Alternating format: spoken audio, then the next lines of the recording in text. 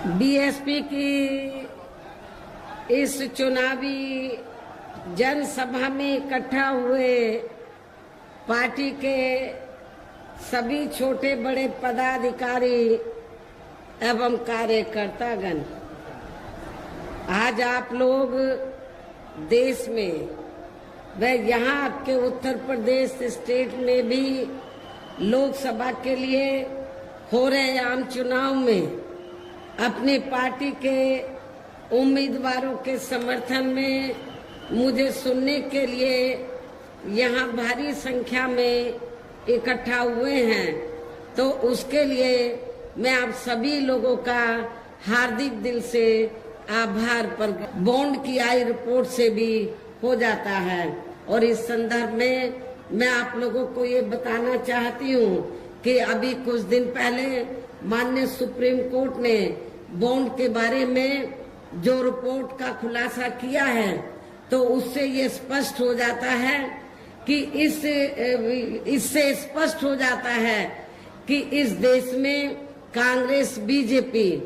अन्य जो और भी विरोधी पार्टियां हैं, तो उन्होंने इस देश के बड़े बड़े पूंजीपतियों व धन्ना सेठों से तो अपनी पार्टी के संगठन को चलाने के लिए व चुनाव आदि लड़ाने के लिए बॉन्ड के जरिए इस देश के बड़े बड़े पूंजीपतियों व धन्ना सेठों से अरबों खरबों रुपया लिया है। ये स्पष्ट हो जाता है। लेकिन उस रिपोर्ट में ये भी खुलासा किया गया है कि देश में अकेले ही बहुजन समाज पार्टी एक ऐसी पार्टी है जिसने बॉन्ड के जरिए एक भी पैसा किसी भी इस देश के पूंजीपति व धन्ना सेठ से नहीं लिया है, बल्कि हमारी पार्टी तो हर साल बीएसपी की मेंबरशिप के जरिए व मेरे जन्मदिन के मौके पर व चुनाव के दौरान भी अपने कार्यकर्ताओं से ही थोड़ा थोड़ा धन इकट्ठा करके अपनी पार्टी के संगठन को चलाती है तथा चुनाव आदि भी लड़ाती है। इसके साथ ही यहाँ मैं ये भी कहना चाहूंगी कि इसके साथ ही अब ऐसा लगता है कि कांग्रेस पार्टी की तरह ही बीजेपी ने भी केंद्र की तमाम सरकारी जांच एजेंसियों का ज्यादातर राजनीतिकरण ही कर दिया है। इसके अलावा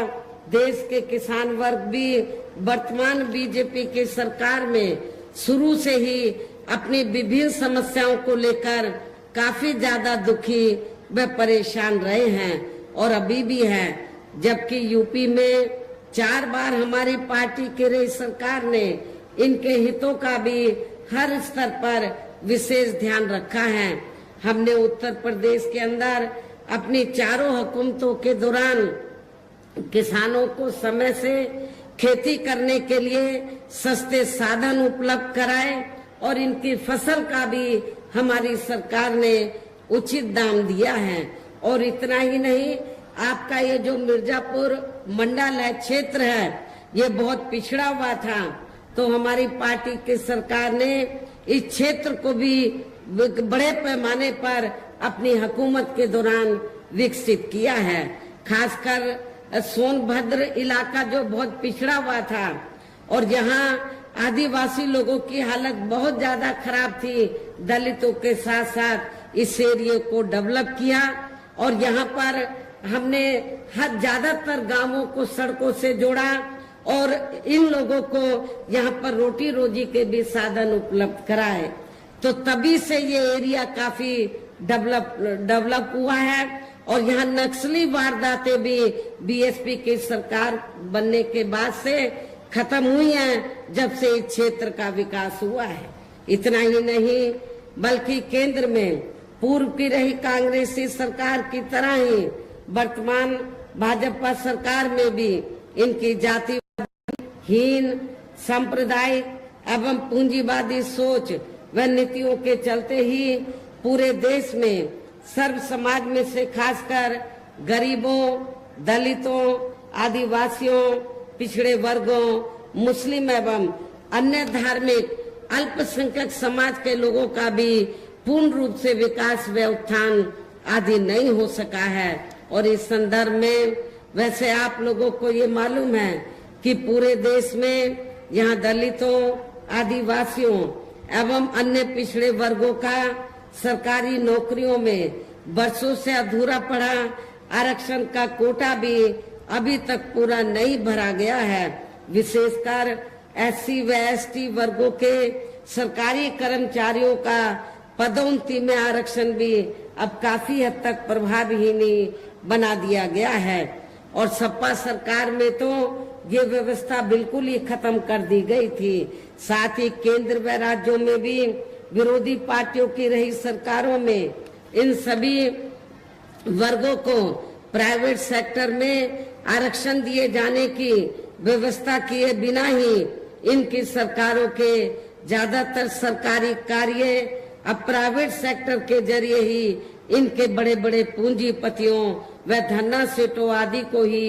दिए जाने के कारण अब इनको पूरे देश में आरक्षण का बहुत कम ही लाभ मिल पा रहा है। इसी प्रकार इनका अन्य और मामलों में भी शोषण में उत्पीड़न आदि होना अभी तक भी बंद नहीं हुआ है। इनके साथ साथ मुस्लिम व अन्य धार्मिक अल्पसंख्यक समाज के लोगों की भी हालत हर स्तर पर या काफी ज्यादा खराब व दयनीय ही बनी हुई है, जिसका काफी कुछ खुलासा सच्चर कमेटी की रिपोर्ट में भी किया गया है।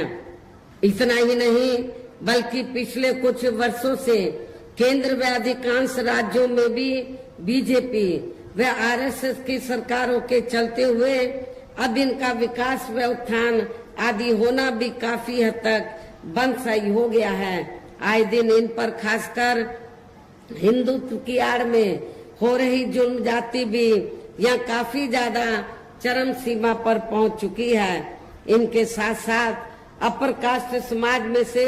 विशेषकर गरीब लोगों की भी हालत हमें कोई खास अच्छी नजर नहीं आती है और इस वर्तमान बीजेपी की सरकार में तो अपर कास्ट समाज में से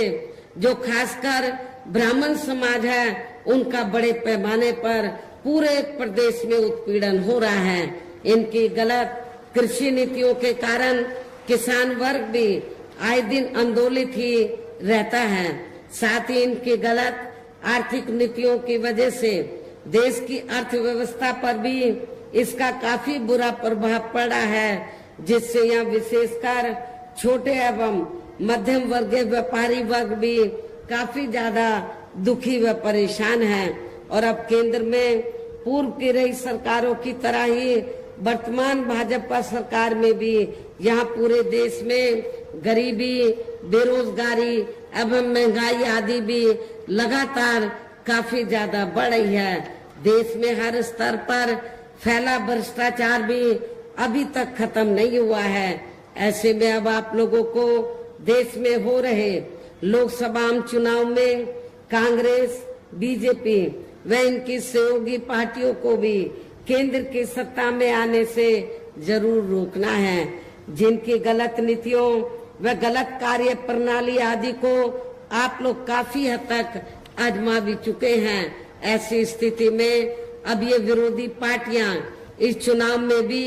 किस्म किस्म के साम, दाम, दंड भेद आदि अनेकों हथकंडे इस्तेमाल करके केंद्र की सत्ता में आने की पूरी कोशिश में लगी हैं, जिनसे अपनी पार्टी के लोगों को हर स्तर पर काफी ज्यादा सावधान रहना है। और इस मामले में विरोधी पार्टियां अपने अपने पक्ष में हवा बनाने के लिए खासकर मीडिया, ओपिनियन पोल व सर्वे आदि का जो बड़े पैमाने पर इस्तेमाल कर रही हैं, तो उनसे भी अपनी पार्टी के लोगों को बिल्कुल भी गुमराह नहीं होना है। इसके साथ ही विरोधी पार्टियों के विभिन्न रूपों में जारी किए गए इनके हवाई व प्रलोभन भरे चुनावी घोषणा पत्रों एवं वायदों आदि के बहकावे में भी अपनी पार्टी के लोगों को कतई नहीं आना है, जिन्हें ये पार्टियां चुनाव खत्म होने के बाद ज्यादातर अमल में नहीं लाती हैं और अब जिन पर से देश की जनता का अधिकांश विश्वास ही उठ गया है। यही खास वजह है कि हमारी पार्टी किसी भी चुनाव में अपनी पार्टी का कोई भी चुनावी घोषणा पत्र आदि जारी नहीं करती है। वैसे भी हमारी पार्टी किसी भी मामले में कहने में बहुत कम बल्कि कार्य करके दिखाने में ही ज्यादा विश्वास रखती है। और इस बात का सबसे बड़ा सबूत यह है, उत्तर प्रदेश में 4 बार हमारी पार्टी के नेतृत्व में रही सरकार ने चुनाव में अपनी पार्टी के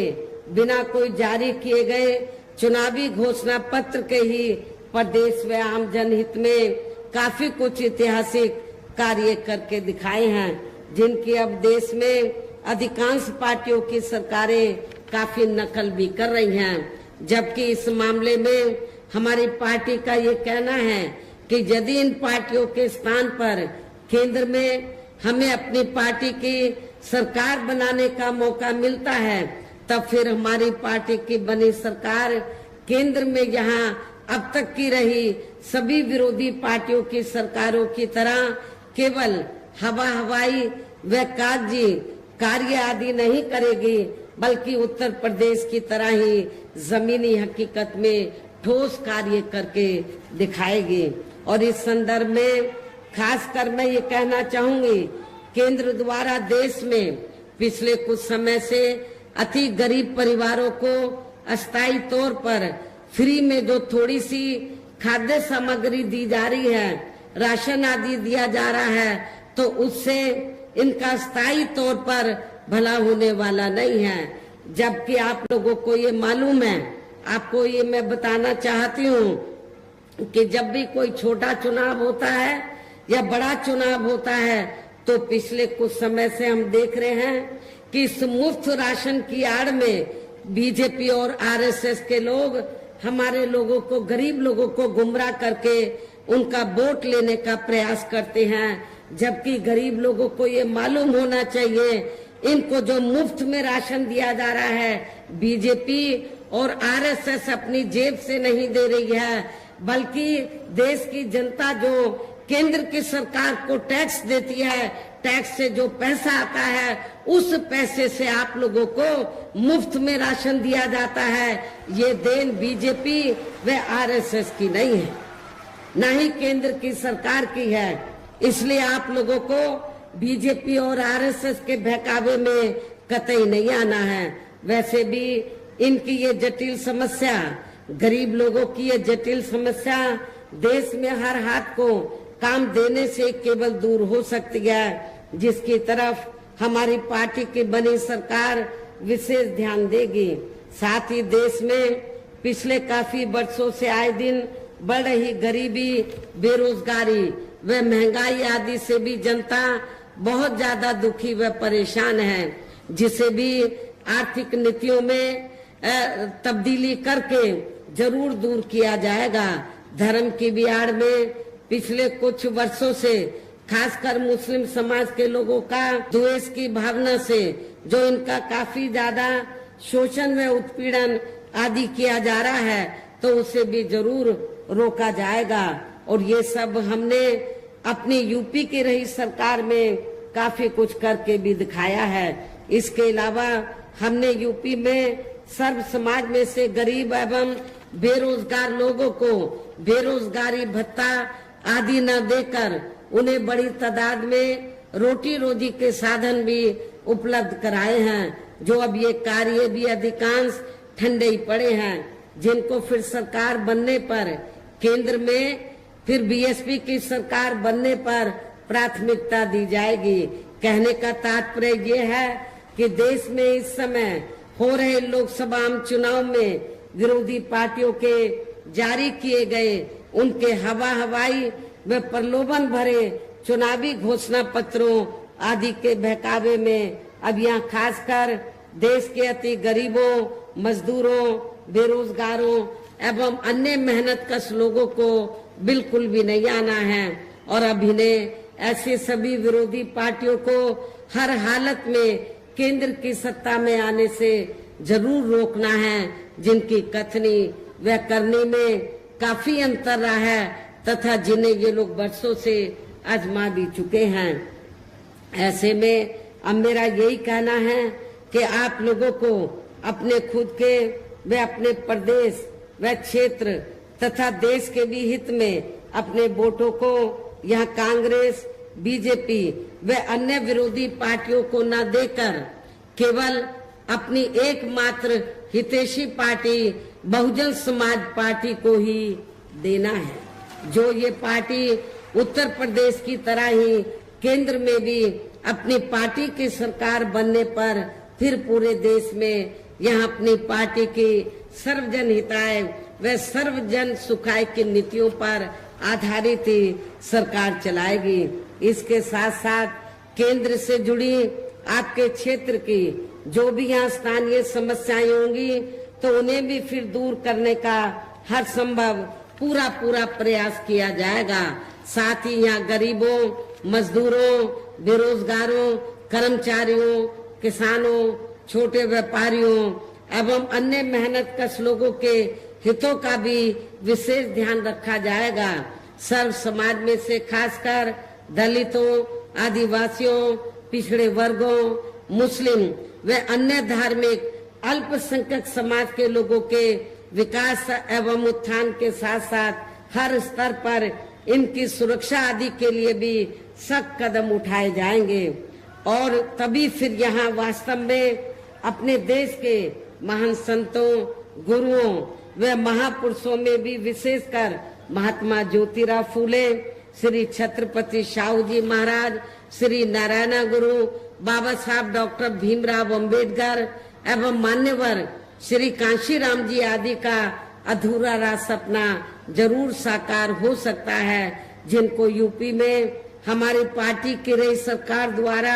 हर स्तर पर पूरा आदर सम्मान दिया गया है। इन्हीं खास बातों के साथ ही अब मेरा देश व आपके स्टेट के भी हित में यही कहना है कि हमारी पार्टी ने यहाँ जिनको भी लोकसभा के लिए चुनाव के मैदान में उतारा है, आपके मिर्जापुर मंडल में यहाँ जिनको भी चुनाव के मैदान में उतारा है, जो आपके सामने मंच पर मौजूद भी हैं, तो उन्हें आपको जरूर कामयाब बनाना है, जिसके लिए यहाँ पार्टी के सभी स्तर के छोटे बड़े पदाधिकारी एवं कार्यकर्तागण पूरे जी जान से लगे हैं। और अब अंत में मेरा यही कहना है कि आप लोगों को वोट पड़ने वाले दिन यहाँ बीएसपी के अपने सभी लोकसभा उम्मीदवारों को अर्थात हमने आपके मिर्जापुर मंडल में मिर्जापुर लोकसभा की सीट से श्री मनीष त्रिपाठी को और भदोई लोकसभा की सीट से